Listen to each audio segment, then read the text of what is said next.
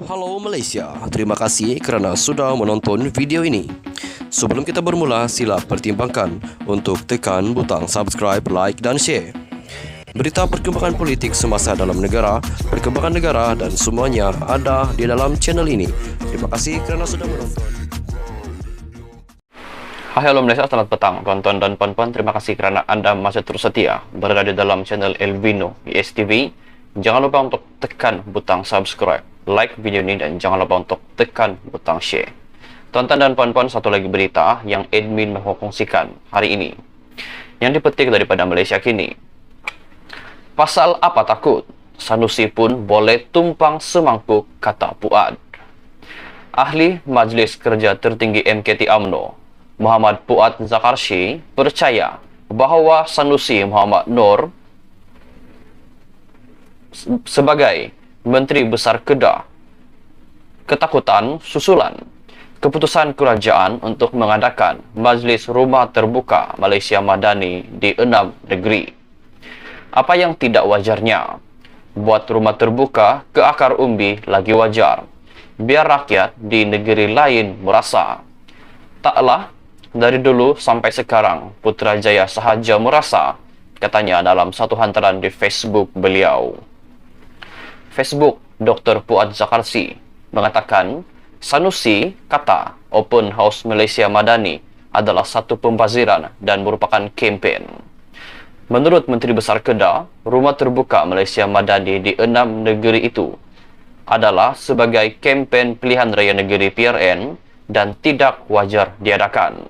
Menurutnya lagi, ia adalah satu pembaziran. Ia patut dibuat di Putrajaya.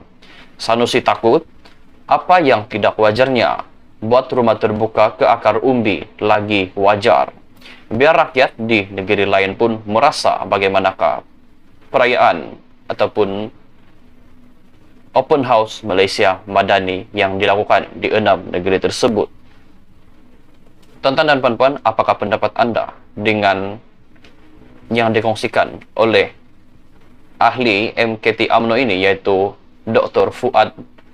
Puad Zakarsi, yang menyebut Sanusi Muhammad Noor adalah takut kerana dengan dibuatnya Open House Malaysia Madani, ia boleh menyebabkan keruntuhan ataupun kehilangan penyokong bagi penyokong Perikatan Nasional. Tuan-tuan dan puan-puan, anda boleh tinggalkan pendapat anda di ruangan komen di bawah. Sama anda ada setuju ataupun anda tidak setuju. Puad berkata, meskipun mungkin akan terdapat unsur politik dan kempen dalam penganjuran Rumah Terbuka Malaysia Madani itu, namun dia mengibaratkannya umpama sambil menyelam minum air. Dia kata itu kempen.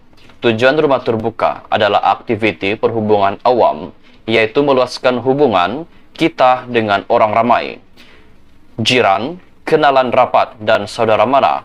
Semua orang boleh datang. Sebab itu, semua wakil rakyat dan menteri-menteri besar buat rumah terbuka. Memang ada sedikit unsur politik dan kempen. Sambil menyelam, sambil minum air. Apa salahnya soal pemimpin UMNO itu? Semalam pemimpin PAS itu dilaporkan sebagai kurang senang dengan penganjuran Majlis Rumah Terbuka Malaysia Madani atas alasan ia sebagai program kempen pilihan raya negeri PRN yang tidak wajar untuk diadakan. Katanya, program terbabit melibatkan kos yang tinggi dan seharusnya jamuan rumah terbuka Aidilfitri diadakan di satu sahaja lokasi, yaitu di Sri Perdana atau di sekitar Putrajaya seperti kelazimannya sebelum ini dan bukannya di 6 negeri seperti yang dirancang. Mengulas lanjut, Puad secara sinis mencadangkan Sanusi supaya mengambil kesempatan untuk berkempen sama. Sanusi pun boleh tumpang semangkuk, maafkan saya tuan-tuan dan puan-puan. Dia boleh berdiri sebelah Anwar dari pagi sampai petang dan bersalaman dengan semua pengunjung yang datang. Lagi ramai datang, lagi bagus, katanya, sama menawarkan Sanusi petua untuk menjimatkan wang kerajaan negeri Kedah. Puad turut menafikan Majlis Rumah Terbuka berkenaan adalah satu pembaziran.